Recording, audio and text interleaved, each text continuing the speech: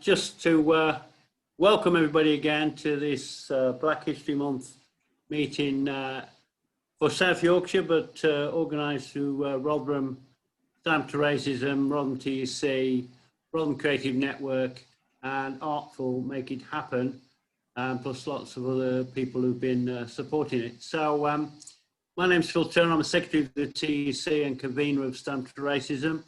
Here we are in Rotherham. It's actually 5 years since the racist murder of Mushin Ahmed, a 83-year-old Muslim man stabbed and kicked to death in the street on his way to the mosque after, I don't know, 15 odd fascist marches in the town.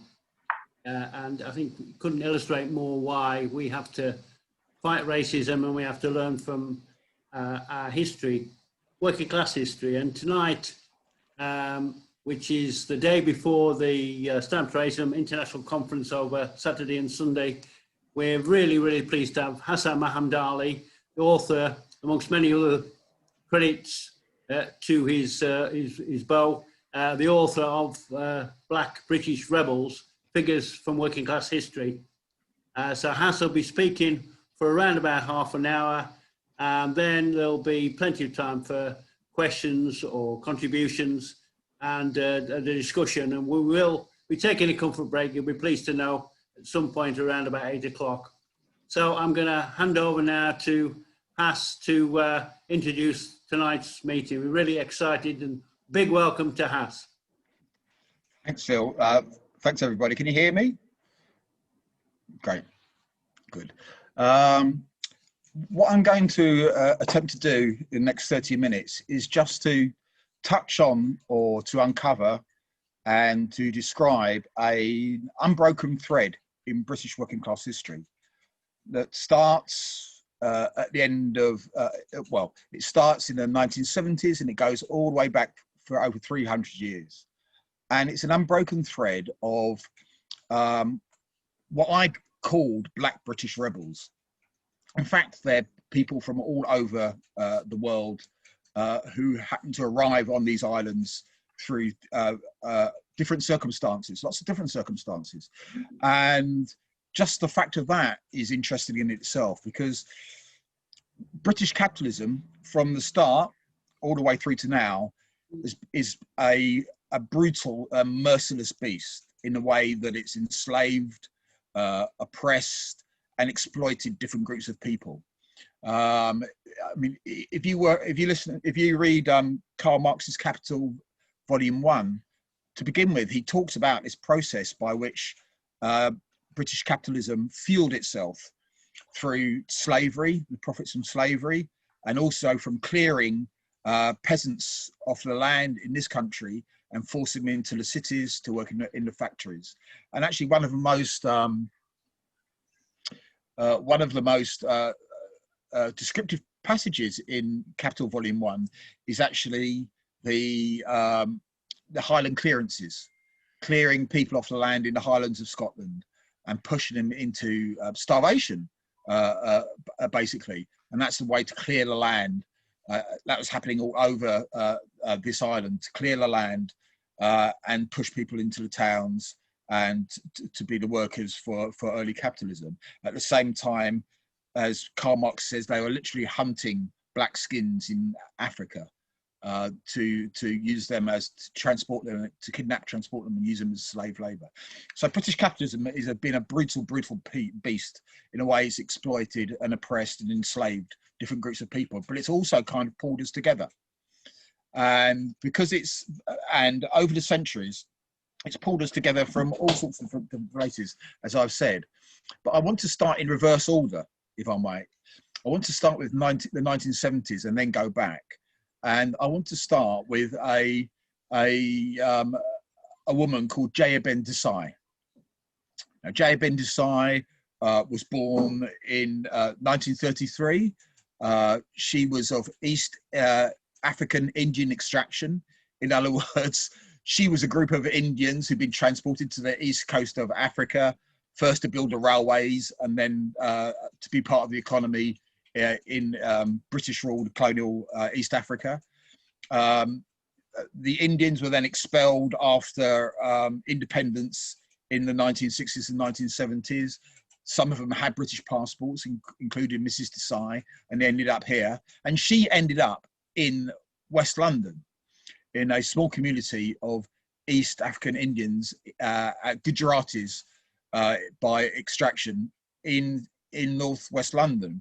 And she went to work in a photographic processing plant called Grunwicks, which, funny enough, was run by an Anglo-Indian man. In other words, a product of the British Indian Empire, a man called George Ward.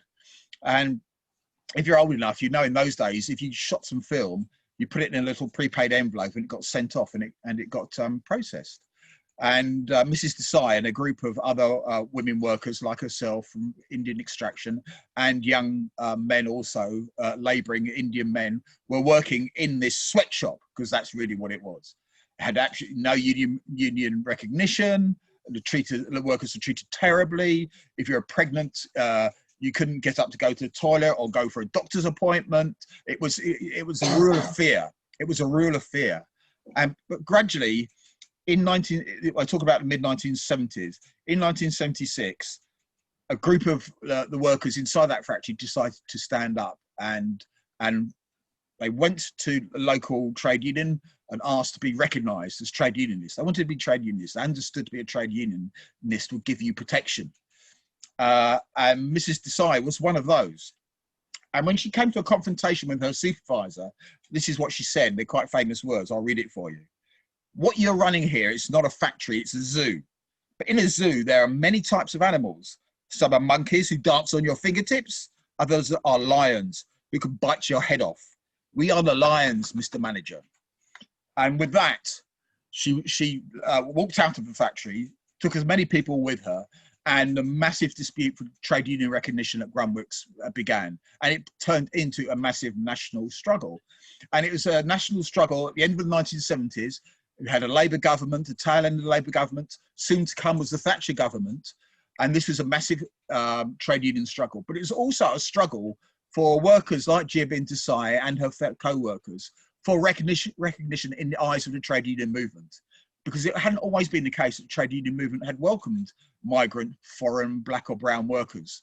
Sometimes they had tried to exclude them, saying that these workers being brought in by the bosses to undercut us, therefore we're not going to allow them to join the union. And there had been a whole number of disputes in mills and factories across the country, in the north, in the Midlands, in London, where black and brown manual workers had confronted the trade union movement and said, you will let us in. If you let us in, we'll all be strong. If you allow them to divide and rule, then we're all weaker for it. And in one sense, Grunwicks, although it failed as a trade union dispute, basically because it didn't get the backing of the trade union Congress, the big guns as it were, although it failed in that sense, it won in another sense. It won the argument that the trade unions in this country would be multiracial, would be anti-racist trade unions.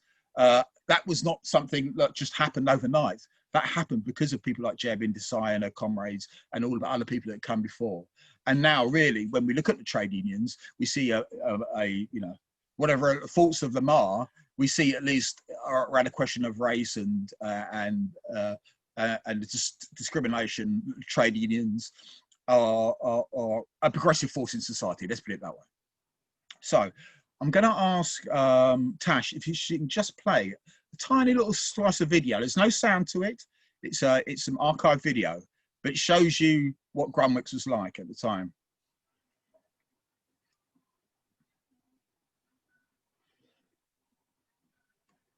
So here we have the back street in Willesden in northwest London, and here you can see a group of the picketers or the strike committee. Tiny residential area where this little factory was. And they're discussing tactics for the day because they're going to be joined by lots of trade unionists. It's going to be a big confrontation.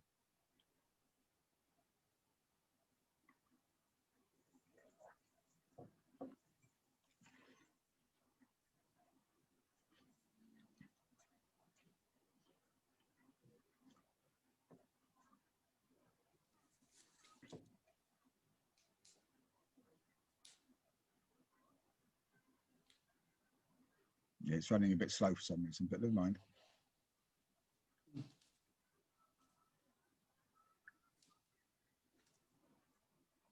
Here we are.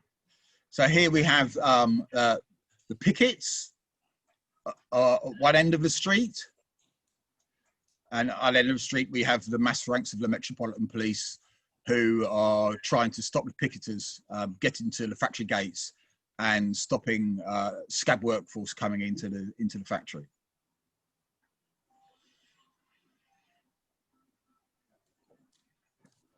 And here looks like a trade union official at the front there, giving a speech. And here we have, somewhere out of the ranks of the Metropolitan Police comes this woman, well under 5 foot, in a sari and a hat and gloves. So obviously it's a cold day. And she's kind of rallying a masses. So she goes straight up to the picketers to address them.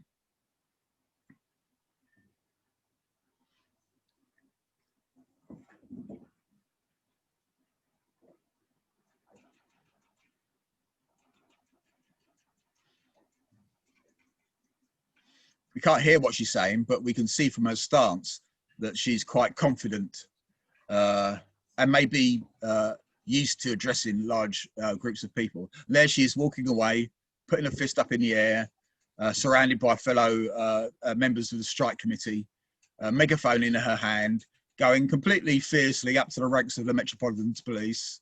And there you are. We can stop it there, Tash. So that's Jayben Besai. So even though you can't hear her, I think you can even just see from her stance and her kind of way that she moved between the picket line and the ranks of the Metropolitan Police, what kind of person that she was. And she was completely indomitable. And she was, and in one sense, she came from a group, a population who people didn't expect. There were stereotypes around Indian women, people who come from East Africa, from Uganda, Kenya, that they were all petty bourgeois, shopkeepers. There's all sorts of stereotypes surrounding them. But out of this completely awful situation emerged this leader.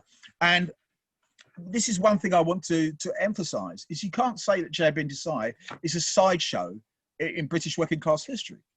Like I say, she finally answered the question as the role of black workers within the British trade union movement. She answered the question definitively through the Grunwicks dispute, which is a long grinding dispute. She's one of, if you like, the bright spots of the late 1970s before Thatcher comes into power and we descend into the Thatcherite era. Just in terms of her militancy and calling upon different groups of workers, secondary picketing, all these kind of questions, you know, she was there at the heart of. So she's quite a figure. Now, if you go back to the 1920s, there's a kind of direct line between her and Shapanji Saklatrala, who's my next person. Now, Saklatrala was a completely different person than Jayben Besai. Jayben Besai was penniless. Shapanji Saklatrala came from a very rich family. He was a member of the Tata family, which is still one of the richest industrialists in companies, multinationals in India today, and owns mills and steel mills in places like Wales and so on and so forth, Tata Industries. But Saklatrala fell out with a member of the close Tata family, and he was sent to London. And he was sent to London to get an education, and they signed him up to the Liberal Club. So you have to imagine this young, quite handsome-looking, upper-class Parsi, because he was of the Zoroastrian faith, in London in the early 1900s, and he goes to the Liberal Club. And for some reason, he's very dissatisfied with the Liberal Club. So he begins to move leftwards. And the extraordinary thing is, you know, you could say, well, you could move from Liberal to maybe, you know, trying the Tory club, or a Carlton Club, or maybe even a Labour club. But he keeps on moving left, this young man, until he ends up not just to the left of Labour, but goes out to the other side of it into the early Communist Party. So he's one of the former founding members of the Communist Party of Great Britain. And clearly he grows into quite a accomplished politician, and particularly an accomplished speaker. And he runs under the Labour ticket in the 1921 general election, I think it is. Now, at that time, the Communist Party and the Labour Party actually had an affiliation. So you could stand for the Labour Party and be a Communist Party member at that time. And he runs in North Battersea. And his election agent is a black man called John Archer, who becomes the first black mayor of this country. And together they run a campaign, and Saklatrala gets in. And the interesting thing is, in the newspaper reports, you have these newspaper reports of basically this very sort of well-dressed, almost aristocratic Indian being mobbed by basically the local workers and the local population. But he's very popular. He talks about India, actually, and Indian independence, because India is still a colony then. But he talks about the fact that they have no proper jobs. There's no proper housing, sanitation is poor. In other words, those kind of bread and butter issues he also addresses in North Battersea, which is in an area of South London. And he grows to be of national prominence. Obviously, he's one of the few. I think he's the second communist MP to sit in the House of Commons. And of course, he's alone on the benches, but he makes these fiery speeches. And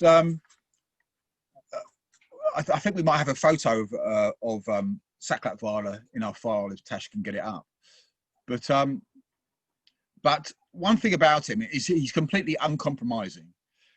He tries to agitate in support of Indian independence. In other words, he's delving in colonial fears. If you go back, yeah. Oh, sorry, I think you go forward. Sorry, beg your pardon. There he is. There he is. So he delves in colonial affairs in India. He gets banned from India, which is his homeland, by the British authorities. In 1926, at the eve of the general strike, he addresses soldiers, and he asks the soldiers not to point their weapons at the strike, which is just about to take place. As you can see from the Daily Mirror headline there, he's arrested alongside some other communists and charged with trying to encourage soldiers to mutiny. If you look at the description at the bottom of the picture, it says, Mr. Saklatrala MP, the Parsi communist, along with Harry Pollitt, who was the head of the Communist Party at the time, and J.R. Campbell, who was another leading member of the Communist Party. And there he is on the right, his portrait that he uses in his election material in North Battersea. So you have two Indians who are kind of poles apart in one sense, but in another sense, at a particular time and place, they come into the leadership of the British working class movement. He sacrifices himself, his career as a communist. He's banned, I say, from India for the rest of his life. So he pays the penalty for the communist politics that he's embraced. Jayben Besai at the other end of the spectrum, this poor working class forced migrant from East Africa who comes into London. She too sacrifices a lot, and both of them show kind of aspects of personal bravery, I guess. But Mrs. Besai is also at a certain point in time leading, if you like, at least you could say, the trade union movement in its fight against a Labour government which is attacking them, attacking the organised working class. But in the middle of this, in the middle of these two people, is another extraordinary person who has another story altogether, and that person is Claudia Jones. Claudia Jones is born in Belmont in Port of Spain, which is the capital of Trinidad. She comes from a very, very poor working class family in colonial Trinidad. She's born in 1915, when the whole of the economies in the West Indies were completely collapsing. Her family is forced to migrate to Harlem in New York after the failure of a coffee harvest in Trinidad that leaves the whole population destitute. So those who can find a way out find their way out, and Claudia Jones and her family end up in Harlem in New York. In the, I guess we're talking about the 1920s. At a time, actually, funny enough, when Harlem is not only just a melting pot of different groups of people, but it's also just about to undergo the Harlem Renaissance, the flowering of culture from the African American population that's travelled from the south to the north to New York to find work after the abolition of slavery. She finds herself in a political melting pot where there's all sorts of preachers on street corners, including members of the early Communist Party of the United States of America. And she becomes, in her youth, a member of the Communist Party. And she climbs her way up the American Communist Party, so much so that the American authorities, witch hunting authorities, make an example of her and they persecute her. They really harry her. They break her health. They put her in prison. In prison, she gets she has a heart attack. She's under constant threat of deportation. So they really try and break Claudia Jones, who up to that point had been very much a leading member of the American Communist Party, had written on the colonial question, and had also written on the women's question as well, the question of women's liberation and the relationship between the Communist Party and women's liberation, and all sorts of polemics around those kinds of issues. So she's fiercely intelligent, a very able journalist and writer. The American state tries to break her.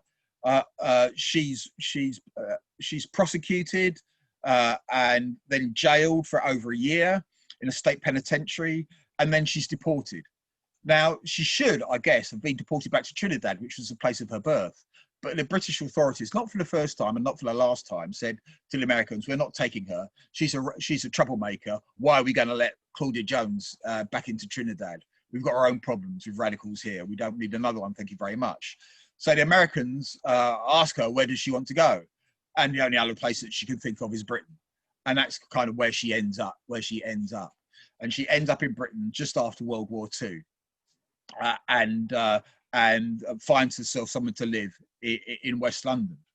Now, unfortunately, as soon as she arrives, she finds herself, amongst her island compatriots, because, of course, we're talking about the beginnings of the Windrush migration into London and Nottingham and all the other areas, Leeds and all the other areas of the UK at the time, in the late 1940s and the early 1950s and into the 60s.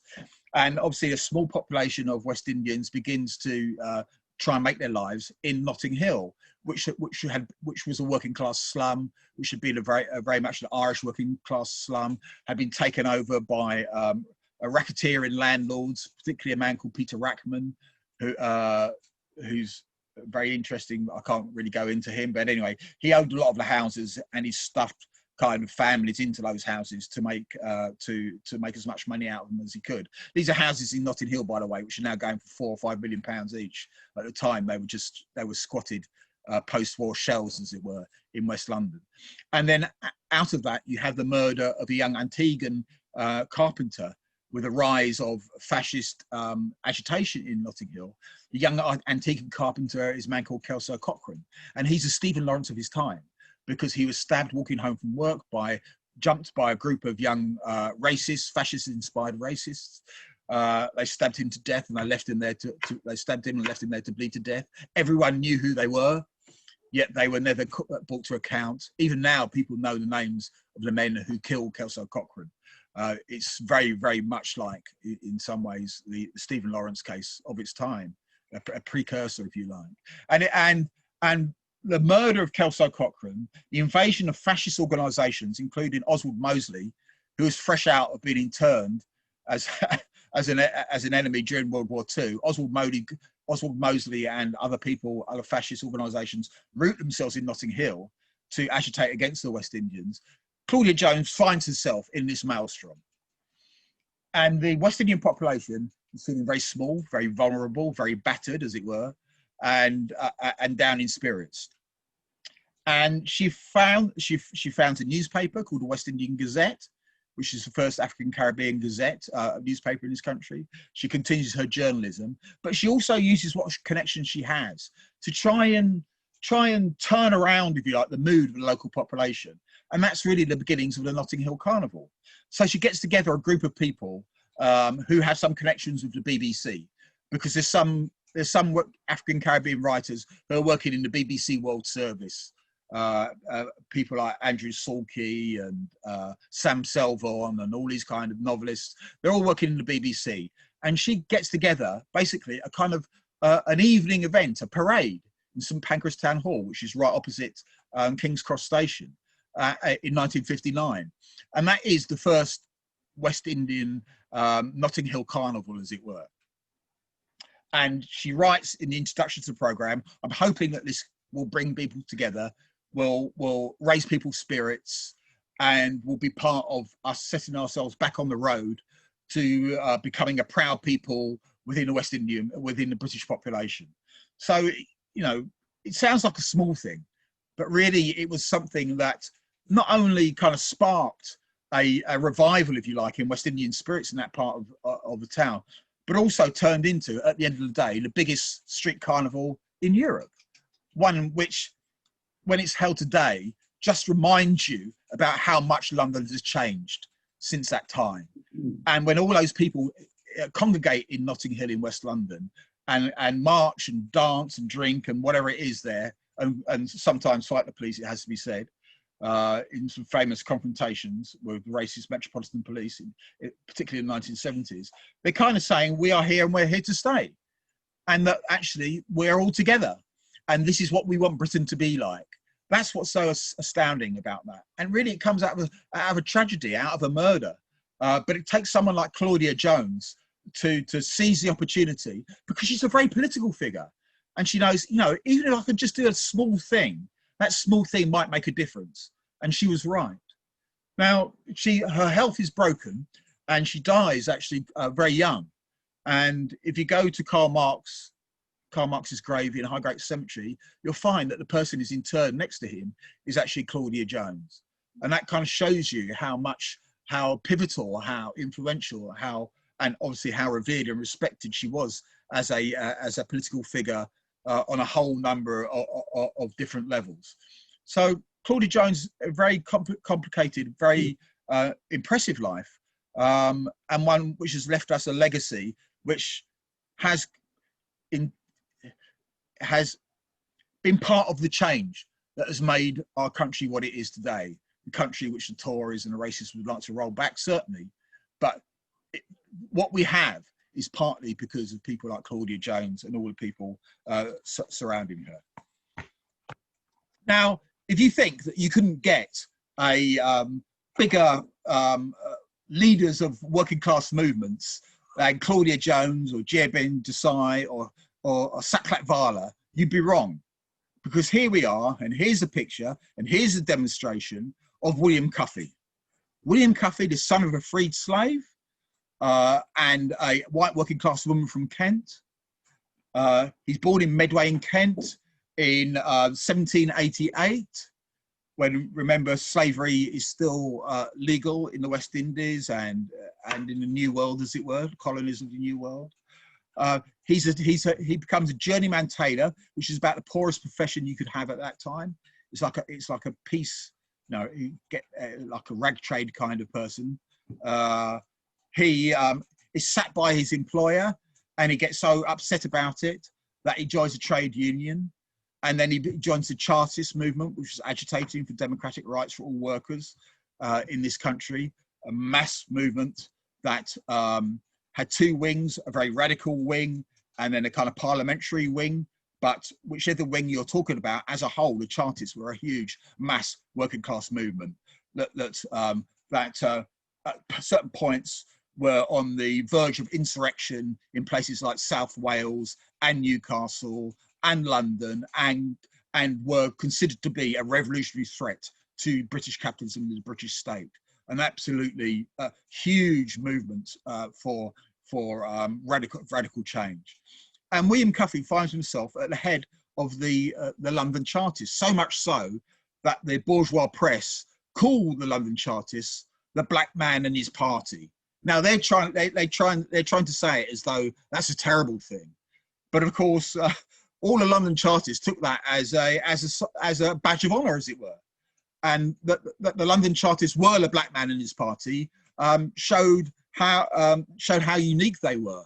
And you have to ask yourself, well, kind of what is it that allows William Cuffay, a very poor, obscure in one sense background, not a trade union background or even a proletarian background, who's actually disabled. He has curvature of the spine. He's under 5 foot tall, but somehow he makes himself into being an incredible orator, an organizer on a huge London-wide level. Now, how can this man emerge as the leader of the working class movement?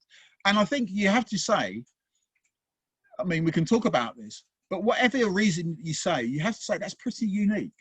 It's pretty unique in Western European history, or even in American history, for someone like Cuffay to emerge, to actually head up a mass working class movement. And because he's part of the mass working class movement, because he is the son of a freed slave, the question of slavery and its abolition and the treatment of people in the colonies is also part of the political language of the Chartist movement.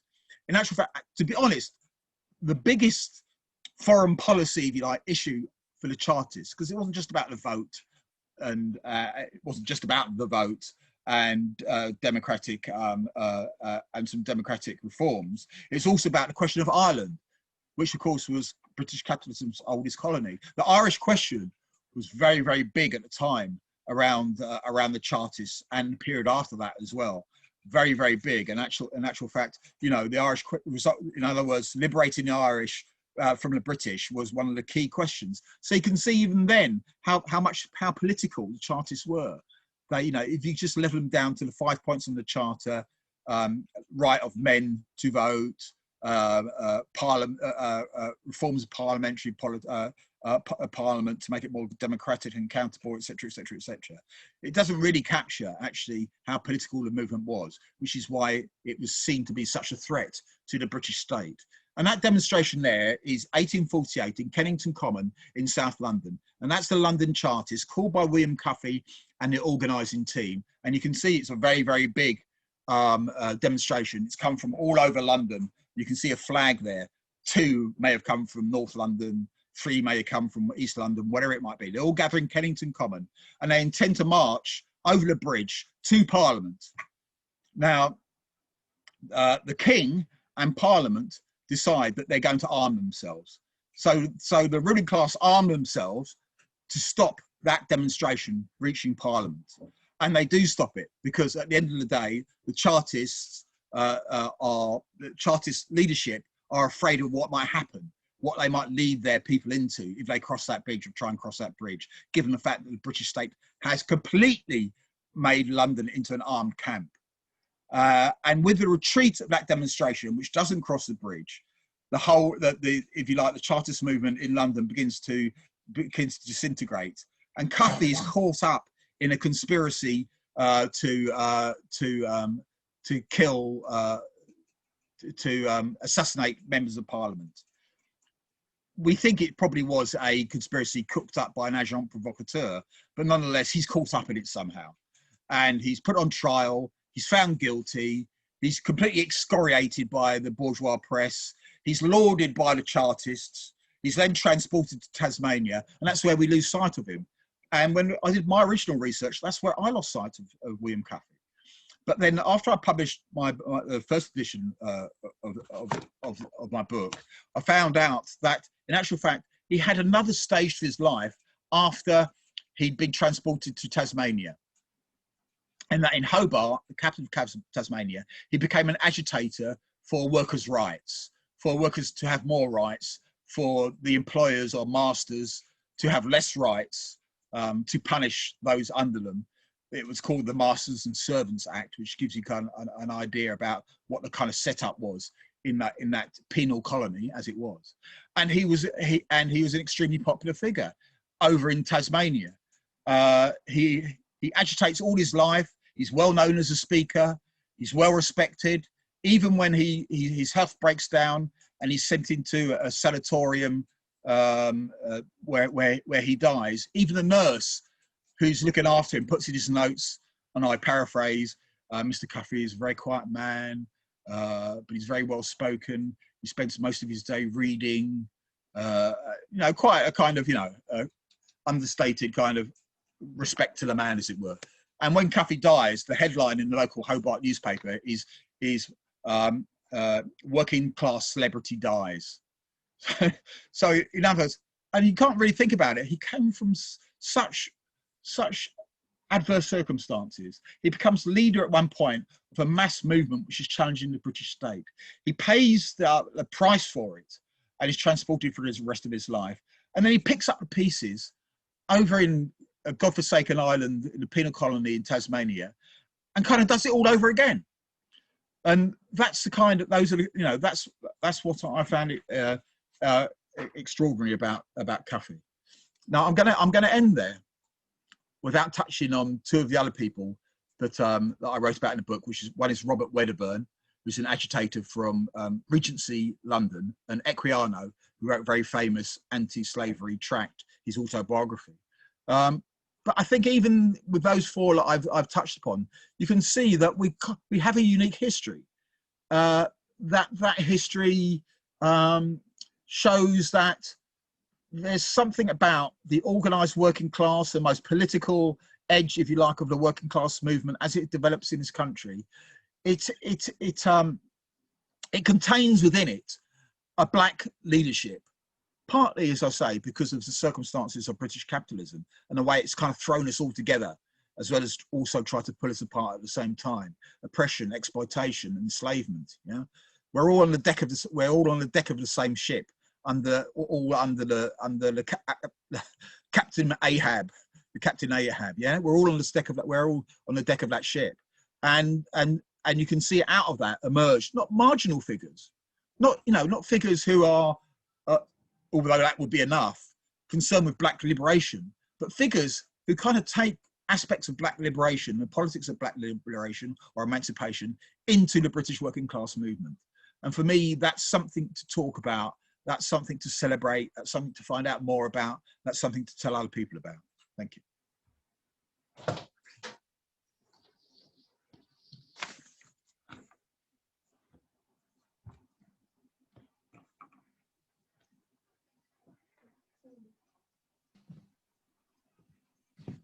Brilliant, fantastic, Has. That was fabulous introduction, and I'm sure everyone should be eager to buy the now republished pamphlet, which is available at Bookmarks. If people Google Bookmarks, then get hold of copies of it.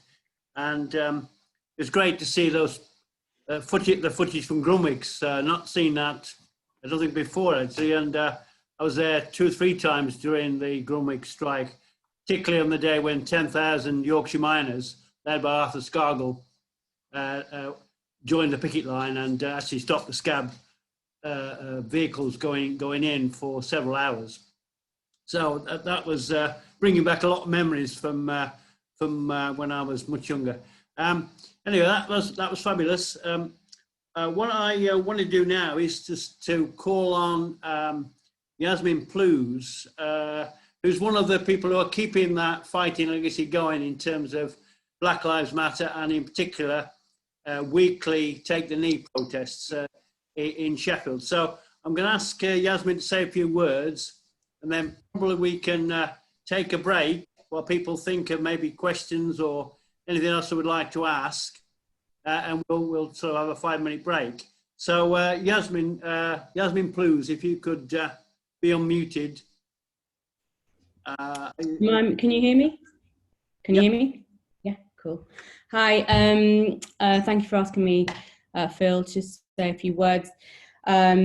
We are Take the Knee, and we kind of took the baton, if you like, from Stand Up to Racism, who were kneeling after George Floyd was murdered in the parks in protest for 8 minutes and 46 seconds.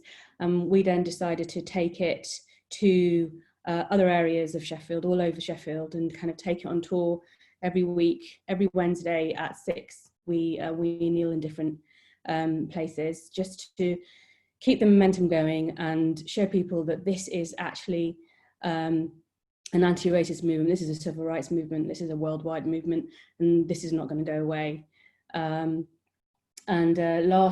This week we were outside Weston Park Museum, which we got a lot of love for.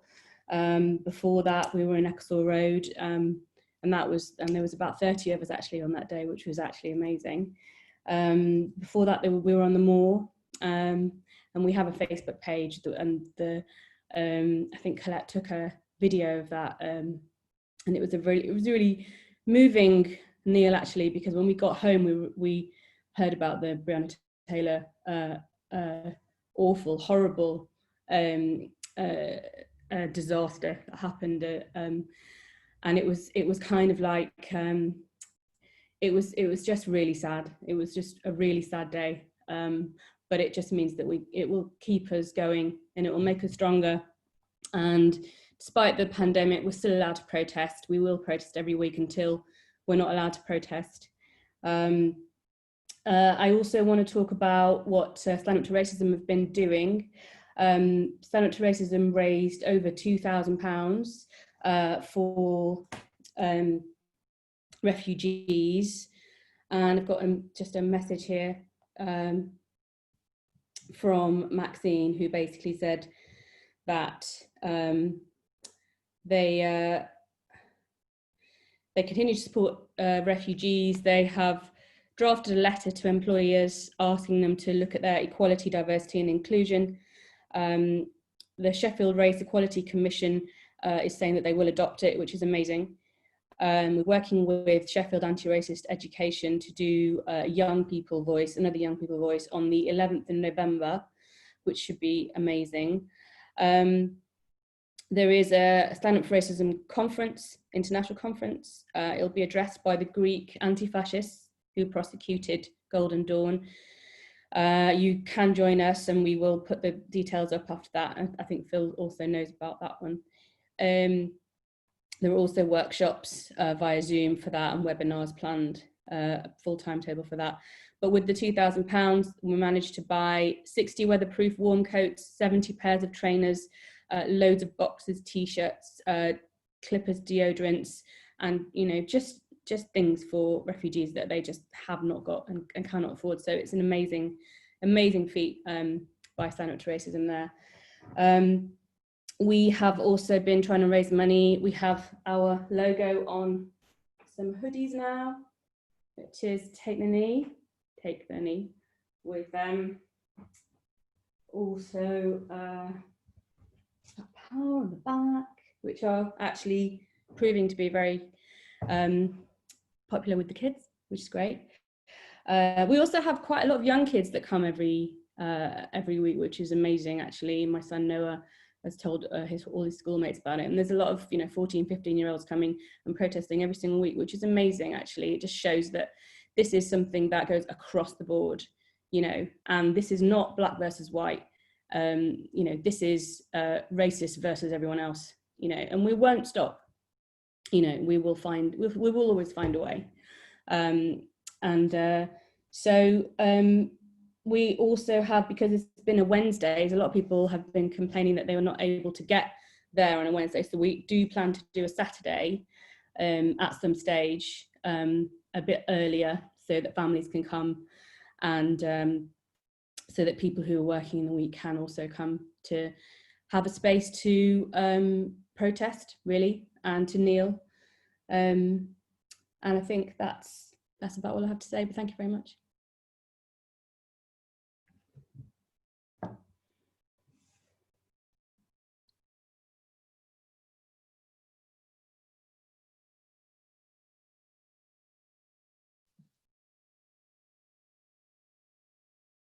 Can't seem to want to want to unmute me, but thanks, brilliant. The weekly demonstrations have been a real inspiration, keeping the flame burning, because across America that fight is still going on, and you know, with Trump and his twin Boris Johnson, you know, might have been separated at birth, but they're both racists who want to whip up that divide and rule, and it's been tremendous stuff.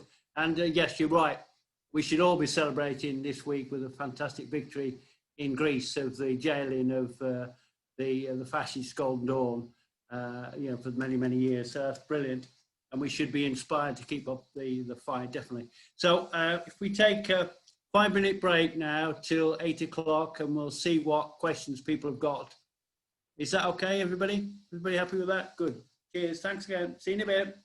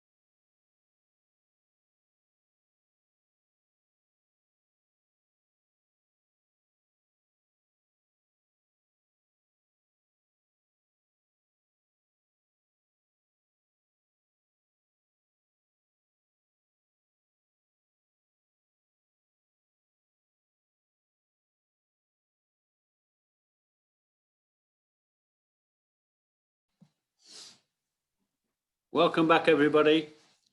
Hope you've been refreshed and now got some questions or points to raise. Who wants to start us off?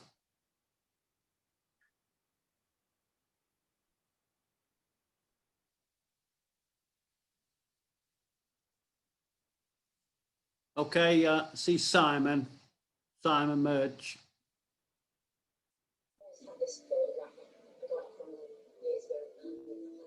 Thanks, Phil, and thanks, Hass. That was brilliant talk. I mean, it's a shame, isn't it, that that we have to have, you know, a pamphlet published about this and have a meeting on it, because these should all be household names. Really, they should be people that we learn about in school. You know, I'm a teacher, and the lack of any sort of working class history, never mind black working class history that's taught in schools, is absolutely shocking. You know, hopefully that is going to change. We do have quite a big movement now within education to decolonize it in terms of race, but in terms of you know, LGBT plus issues and all of that as well. But as you know, I was really interested in history as a kid, and I at secondary school I you know, really enjoyed the lessons that we received. But looking back on it, it was all about empire. You know, I was obviously naive and easily you know, kind of confused at that stage. But you know, I had a real love of it. But it was only when I went on to read stuff myself, you know, I had, you know, books that I'd got at home, that I found out about things like Peterloo, which obviously isn't to do with black history, but to do with working class history, and then kind of the Chartists and stuff like that. So, you know, it is something that I think young people should be taught about in school, to give them an appreciation of, you know, our country now. Obviously, if you don't know your history, you don't know where you're going. So thanks again for the talk. I would have come to the meeting last night, but I was zoomed out. But really inspiring to hear you talk. And people may have seen the play by, was it Townsend Productions who did the Besai play, that Rise Like Lions. Fantastic if you can get to go and see that. And just wondered, you know, what's we heard about William Cuffay and what happened to him eventually. My brother actually lives on Tasmania, so I'm going to see if he can find out anything for me. But what happened to any of the other figures? I know you talked about the communist leader in America, you know, but what happened to others?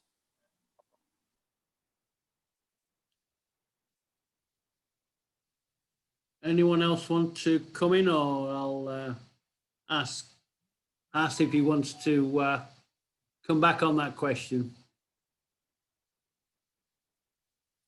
Do you want to come back, Hass?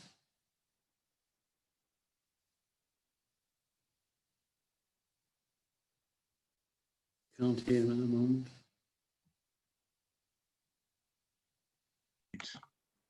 Sorry, what happened to the others? Well, Olaudah Equiano died, who's the anti-slave tract abolitionist. He dies of natural causes.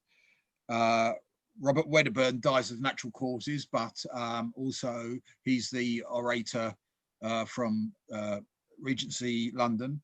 He dies of natural causes quite old. And actually, he's quite interesting because, Simon, you talked about Peterloo. One of the, and the Peterloo massacre, obviously.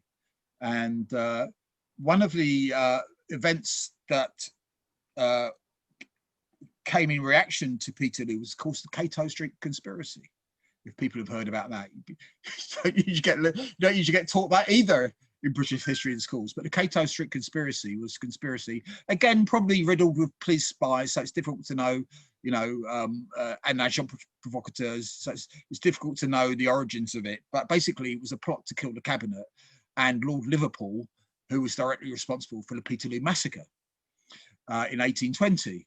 So the Cato, and one of the 5 Cato Street conspirators, who were all revolutionaries inspired by the French Revolution and members of the Spencean movement, which were a proto-revolutionary socialist organisation around in Britain at the time. One of the 5 members was William Black Davidson, who was a black man, who was obviously a very political black man, who was part of the Spencean revolutionary movement and one of the 5 plotters who were put on trial and executed for the Cato Street conspiracy. So wherever you go, all I'm trying to say, I guess, is wherever you go in British history or British working class history, that sometimes you have to search for them, and sometimes they're kind of silent witnesses to things, like various riots that took place in 19th century England over price of corn and all sorts of things. Right, you find it in the police books or in the history history at the time. You find, there was this black woman who robbed this house, or she led a mob into the local police station or whatever. There's always these figures. Now, the ones that I pick out are kind of, I picked them out because they're kind of, they headed big movements at certain periods in time. But if when you really examine British history, you find it so rich in terms of having a black presence that it's difficult, really. It's almost, for me, it's a lie to talk about British history or to understand British history unless you understand where Britain stood, the empire, slavery, capitalism, the Highland Clearances, the Enclosures Act, the dispossession of people across the world, invasion, despoliation, the kind, like I say, brought us together on a deck of this damn ship, as it were, all of us together on this deck of this damn ship. So it's very difficult to talk about British history per se, and then British working class history without exploring, if you like, the diverse DNA that exists within it. And now, in one sense, when you look at some of the great historians like E.P. Thompson, people like that, E.P. Thompson, who wrote a great book, The Making of the English Working Class, it's a shame, really, that he doesn't really talk about these people as part of that working class.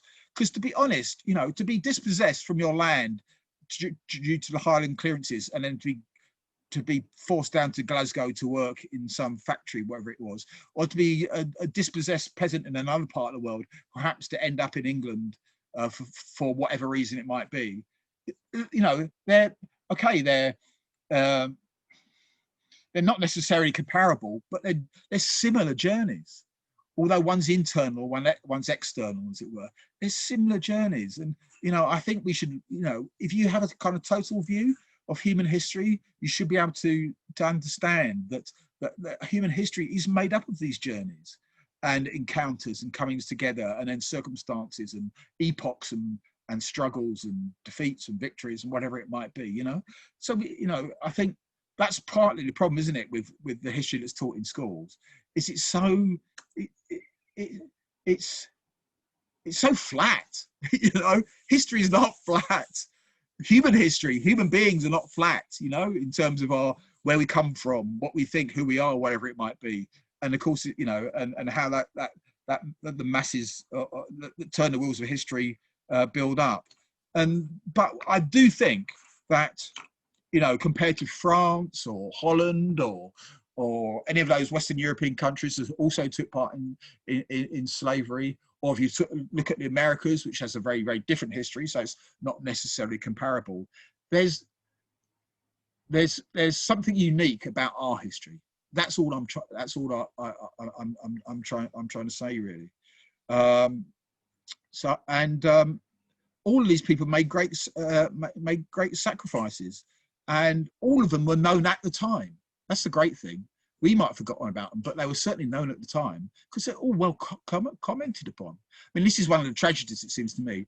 I mean, I'm glad for David Olagusa and all these kind of people who are bringing it all back up again. The tragedy is, at their time, they were well-known people, and all the evidence exists in various archives or diaries or police spy notebooks or descriptions or film if we're coming up to date, like we just saw. You know, I mean, to be honest, Jayben Besai, you don't even have to hear her. You just see her walking between the picket line and the police, and you know what kind of woman she was. Yeah, what kind of, you know. So that's the tragedy. Is that all the evidence exists, but and all those people were known in their time. But and you know, if anything that we progressives can do is, I think, is put back together that kind of jigsaw, that kind of total history, like I say, all those strands, because you know, your history is my history, is our history. We are part of the same history, even though, if you like, you can't see it either from our faces or necessarily spot it from our DNA. And somehow also our futures are also, I would say, entangled in a similar way as they were in the past. And that's the thing that we, you know, when you look at Black Lives Matter for me resembles in its new, the new global push we've seen since the murder of George Floyd. It resembles very, very much, to me, accounts of the anti-slavery abolitionist movement in 17th and 18th century Britain, or 18th century, 19th century Britain. It is so similar. When you hear of little groups in Sheffield or Devon or whatever it is, or boycotts or money collected or petitions signed in all the far-flung places, you know, when George Floyd murder happened and it kind of echoed out from the US, and we saw, didn't we? There was a list of all the towns and villages in the UK where people had got together and protested just off of their own back. It sounded so similar to the abolitionist movement in terms of the way activity happened, how things sprung up, how everyone did their little bit that they thought they could do, but how they even, doesn't matter where they came from, they could be middle-class women organising boycotts of sugar amongst their class, as it were. They could be working-class abolitionists making speeches in places like Liverpool or Sheffield or wherever it might be, people collecting money. It sounds so similar. And that's the great thing, it seems to me, is that we should be able to make the bridge between the abolition of slavery movement and the Black Lives Matter movement and talk about them as being a continuum. Yeah, but you know, and that there's something that we can resemble in each of them. And it's important to say those kind of things. So that's a long-winded way, Simon, but you set me off with Peterloo. Sorry.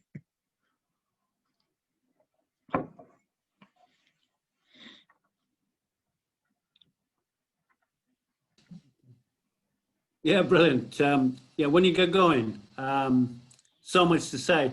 And I think, you know, the stories of solidarity around the world now, and, you know, with the statues falling, but also, you know, at the time, as you say, the abolitionist movement, and, you know, the cotton workers in Manchester and Lancashire, you know, who actually put their own jobs on the line, really, in solidarity with the fight against slavery, because I think it's where the term blacking came from. They blacked the white cotton, it made it dirty so that it couldn't be used.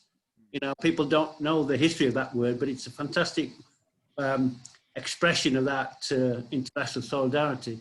And talking about the historical links, I'd like to ask Vicky if she'd like to come in now, because I know there's been a lot of research done recently around the links between particularly Rotherham and the slave trade and that period in history. So would you like to unmute yourself and come in now, Vicky? Yeah, thank you, Phil, and thank you, Hassan. It's been amazing to hear what you've got to say, and Yasmin as well. It's been really inspirational, and it's great to know that that's going on our doorstep as well. Thank you. Yeah, we run a social enterprise in Rotherham, so we do bits of work out in the community. So during lockdown, because we've not been able to reach people, we did a bit of stuff online. So kind of exposing what's happened in Rotherham and the historical links to slavery, which we found some amazing stories. We were looking to unearth lots of horror stories and really terrible things, but actually we were very surprised in that Rotherham made a stance against it, against the abolishment of slavery, and particularly a lady called Elizabeth Walker, who owned Clifton Park Museum, which was Clifton House. She was a huge campaigner against the slave ships going from Hull, and worked very closely with Mary Ann Rawson, who was one of the leaders of the anti-slavery network from Sheffield. And we've managed to get our hands on some letters between them both, actually, which we can't read. But we're looking to get transcripts, and so we can try and read them. So we're happy to send them out to you if anyone's interested in having a look at them. We've got, excuse me, we managed to find them through the Manchester University link through the archives. They hold all the anti-slavery and any slavery type stuff there at the Manchester, and they were very, very willing to let us use that stuff, and they give it us for free as well. So if any of you are doing research, I'd really recommend you get in touch. I can send you the emails after this. But the letters are basically contributing to the Bow in the Cloud, if anybody's heard of the anthology that was brought together by lots of campaigners across the country, and lots of contributors, including William Wilberforce, William Morris, lots of different types of people from across the country who were all doing their bit at the time. The anthology was brought together by Mary Ann Rawson and Elizabeth Walker, and it's lots of poetry, drawings, different types of work like that put together, and it was kind of a bit of a protest in a book, but the research that we've done said it was quite an expensive book. Today it would have been £50, so it was very middle class. It was for a certain type of person, so it wouldn't have been for the working class, I should imagine, but it was nice to know, it was nice to find out that people like that with power and influence and money were doing something at the time. So that's been really interesting, something that we're going to try and put out to the people of Rotherham as well. As well, Delton, I don't know if you want to pass over to Delton, because we've been doing some research about some links over to Jamaica as well, and Delton's been doing more of that. So do you want to mention that, Delton? Yeah, hello everyone. Can you hear me? Just give me a wave if you can, because I'm just, yeah, that's good. I don't know if you can see my ugly face either, because I can't see my face up there, but yeah, just first of all, I'd like to say thank you, Hassan. Very interesting. Agreed with everything that's been said. Just before going to saying a bit about Jamaica, going back to what Simon said, I believe at this time, we all know what's going down around the world globally and what they're trying to do with education at the moment. My mum works in education. She tells me about how we don't teach the right things. And for me, that's where the core problem is, because like everyone said, these names should be in, we should be reading these in the textbooks. And it's quite frustrating to know that doesn't happen. And we have to sort of do it by the means of, the work what like everyone does, but sort of doing it in a creative way, translating it down. So you're putting it across to the young youth of today in a way that they can sort of take from that, then lead to these, these textbooks and bigger stories around it. They need like a way in with it. And I think we all do that. And we just got to keep pushing with that. Going on to the bit about Jamaica. So been linking with a couple of people in Rotherham, a lady called Janet Worrell, who's she works at Boston Cash, was like a friends of a bit of a writer and stuff, and I've known her for a few years. Me and Vicky both known her for a few years. But it was once sort of like searching about the Earl of Effingham, I realised that he was appointed governor of Jamaica. So I always sort of had a suspicion there'd be some kind of like story behind that, a backstory. He was sent there with his wife. They were both ill at the time, and they were looking to go there for like sort of warmer climes and to get well. And he was only in post for like 2 years. His wife, at some point, she travelled off to America, and I think it was on her way back or something from New York. She actually died. He died 6 months later. But I found out that he was, he's buried in a cathedral over there in Spanish Town. And funny enough, I've got family not too far away from there. The actual cathedral where he's buried, it used to be a Spanish church or cathedral. Now, I don't know whether you know anything about Spanish Town, but it used to actually be the capital of Jamaica when the Spanish held it. But when the British invaded and took over and the stuff with the Maroons, the British sacked the cathedral and turned it into an Anglican cathedral. But the Earl of Effingham is actually buried there. There's a memorial stone there to him. And I've been sort of linking with a couple of people. So there's a kind of guy, his wife's a pastor over there at the cathedral. And he's kind of like a self-appointed historian on it. So I've just beginning to make relations with him and try to see how we can bring this story to the fore in some kind of way, and maybe get some, well, hopefully like some kind of international project going off with it. The other interesting thing was that the Earl of Effingham, going through like the history of him, and obviously the association with his name. So he was quite a neutralist in the colonies and stuff. So he did. He at some point he went off. He was a bit of a boy, and he went and was like a mercenary in the Russian Navy. And I think it was all to sort of get in good standing with the king at the time. I think it was King George III at the time. But yeah, it's quite an eccentric character, and obviously we all know of the names of Effingham in America. I think there's a town after him, a river after him, and so forth. So there's obviously that, but at some point it was down to him. I don't know the full story, but it was down to him how the first African-American Masonic lodge happened. It was all down to him. I found out he was very close to King George III as well. But the other interesting thing was that at some point he appointed the Walker family, who are massive in Rotherham, who started the iron foundries, and you know they were the sort of forefathers of this town really. And yeah, he commissioned them to build a bridge, to make it, and it was shipped out of Hull, and it stands in Spanish Town, not too far from the cathedral, and it is the only one of two in the world, and it is also the biggest, the only one in the Western Hemisphere, or the biggest bridge in the Western Hemisphere. I can't really remember that bit, but it's very, very interesting, and I'm going to do a bit more digging with them, sort of speaking to sort of all the institutes in Jamaica at the moment, and just waiting to get things back from them, because obviously with these kinds of things, they give them out to libraries all over the world, and there could be something over there could be something over there, so it's just about sort of collating all that information to tell the story.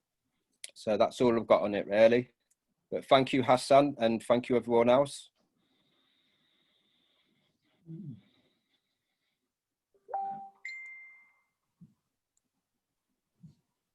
Brilliant, thanks, Dalton. That was fascinating, and of course, we talk about Elizabeth Walker and the Walker family, the iron producing company they owned, and the cannons they made in the Napoleonic Wars, etc.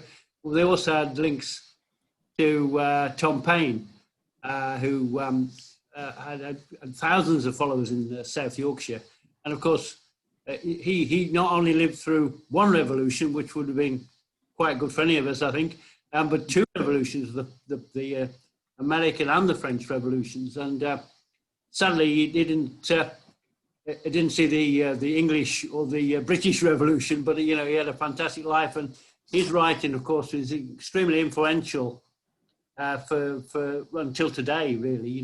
So lots of good historical links that we can draw on, I think, to tell the stories that we've been talking about tonight. I can't see anybody else indicating at the moment. We did say we'd end at past. Vicky, did you want to come back? I see you got your hand up again now. Yeah, if you don't mind, just one quick thing that I thought of, just about bringing it into the present day. So just to say that we're a social enterprise, so we're applying for funding and things at the minute, and we've just been successful with the National Lottery Community Fund for £7,000. It's our first grant that we've ever had. We've been commissioned, but we've never had a grant before. Thank you. But with that, what we're doing is, as well as we're addressing young people's mental health and giving access to arts and culture to a lot of young people that wouldn't necessarily get access to arts and culture. So the main deprived schools. So I was in the school the other day, and very mixed bag of school. In fact, there was 26 languages spoken in Eastwood Village Primary School. And what we're doing is we're putting a programme of artists in, which a lot of black and more representative of the communities that they stand within. So rather than me going in all the time and being like, hey, it's me, we've got Indian storytellers, folklore, African drummers, graphic designers, also Arabic writers, all sorts of different things. So just thought to leave it with a bit of a positive of showing a bit of action, that was all. And a celebration. And that's myself and Delton working together to make that happen, really. So not just to me. Thanks.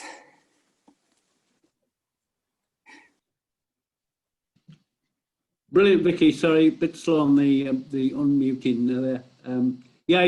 Vicky, Delton, a whole load of people in Rotherham did some fantastic work to keep that fighting spirit going that,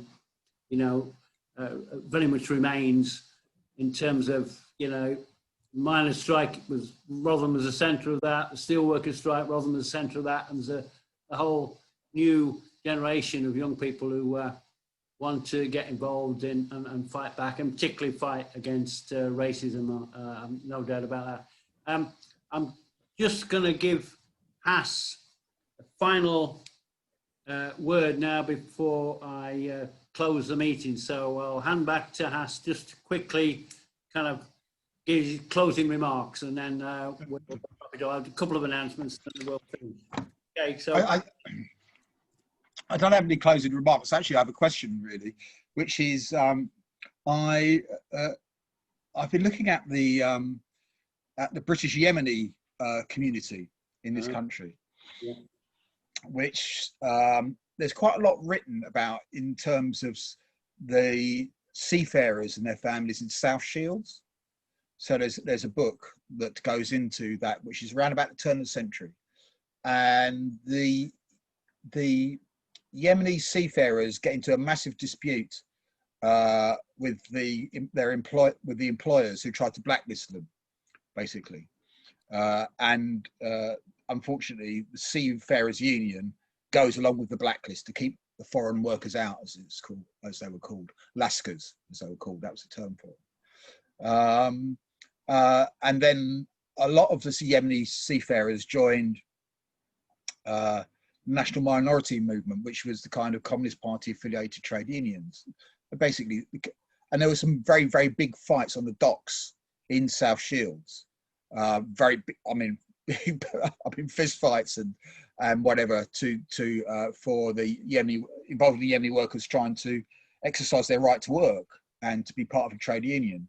And they, in that community, they integrated very largely into that community. So you see photographs of Yemeni sailors with their white wives. So, it's Abdul, whatever his name is, and his wife, Mary, Abdul, whatever it is, sort of family portraits and stuff like that. And and very moving photographs of Muslim burials with white onlookers. So something was going on in South Wales, but I know that after, South Shields, but I know that after that period, which is the 1930s up to the 1930s, that a lot of the Yemenis left South Shields. Maybe it's because they were blacklisted and they couldn't find work. And a lot of them moved, presumably because there was work. And it was probably some kind of chain migration. They moved to the Sheffield area, which I guess is where Prince Hamid comes out of that community. Yeah, that's right. But I know little more than that. And I just wondered whether you guys know anything about the origins of the Yemeni community in Sheffield and their what stories they might have, either about settling in Sheffield or the kind of the big trade union battles that they all had up in South Shields in the 1920s. 1920s, yes, 1920s. So it's a question for you all. I'll just come back on that. There is a fantastically rich history of Yemeni workers who came really to be the backbone and build steel industry in this area, both Sheffield and Rotherham. They're very well-organised communities, and we've recently had several protests over the horrors of the war going on in Yemen. Right. So, you know, you're right, Prince Hamid was, his dad was a steel worker who came to Britain in the 50s. And so I'm sure there's lots of stories there. They have their own community association, and we work with them very closely in Stand Up to Racism and organise events all the time. So I promise I'll do a bit of research on that, and perhaps we can, you know, get something out there. Maybe a new pamphlet. Who knows? There was a. All I'm saying is that there are these long-standing communities who do have a long-standing history, and I mean, I don't know why they moved to Sheffield. I mean, there's the Yemenis in various places: Sheffield, Liverpool, South Shields, whatever it is historically. Big community in Liverpool. But you know, how they arrived, the kind of traditions they arrived with, and you know, and sometimes those older communities you kind of take for granted, but they might have some very interesting stories, you know, or archival material that it's worth hunting for. Yeah, well, there was a huge photographic exhibition at Western Park Museum a few years ago. And, I did make reference to Mushin Ahmed, murdered 5 years ago. Yeah, it was actually a Yemeni man, right, who had very closely to a lot of organisations in the town, and we knew him well because he lived and worked in Rotherham for so long. So you know there are strong associations there, I think. Yeah. So we'll try. If you find out anything, let me know. I will do. Yeah. Now we're just going to end it. It's been a great meeting. Thanks to Hass. Brilliant. You know, could listen to you all night, and it was a tremendous meeting.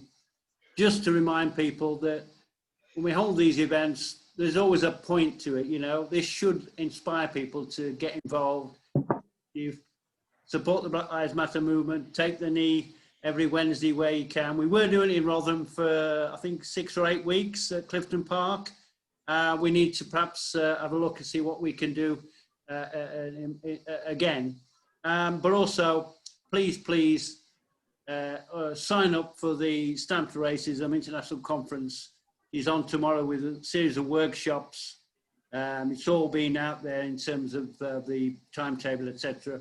Then on Sunday, there's a workshops tomorrow and a plenary session, and then a plenary session on Sunday. And you know, we all need to take inspiration for building the fight back against racism and for a better world. So thanks everybody for coming. It's been a great night, and see you all soon. Take care.